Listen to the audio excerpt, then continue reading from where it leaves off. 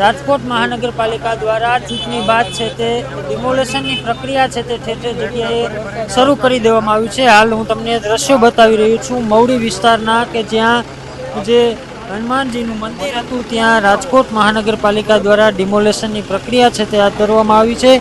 જે ટીપીઓ છે રાજકોટ મહાનગરપાલિકાના તેમના દ્વારા ક્યાંક જણાવવામાં આવ્યું છે કે રાજકોટના 13 જેટલા જે ગેરકાયદેસર ધાર્મિક સ્થળો છે, ધાર્મિક મંદિરો છે, ત્યાં ડિમોલેશનની પ્રક્રિયા છે તે હાથ ધરવામાં આવી છે। પરંતુ ક્યાંક ને ક્યાંક આ ડિમોલેશનની પ્રક્રિયાની અંદર અનેક સવાલો છે તે ઊભા થઈ રહ્યા છે। અહીંના જે સ્થાનિક શ્રદ્ધાળુઓ છે તેમના દ્વારા પણ આક્ષેપ છે કરવામાં આવ્યા હતા કે જે ગેરકાયદેસર જે મસ્જિદો છે તેમને નોટિસો આપવામાં આવતી નથી, તેમજ જે હિન્દુ દેવસ્થાન છે તેમને તોડી પાડવામાં આવી રહ્યા છે।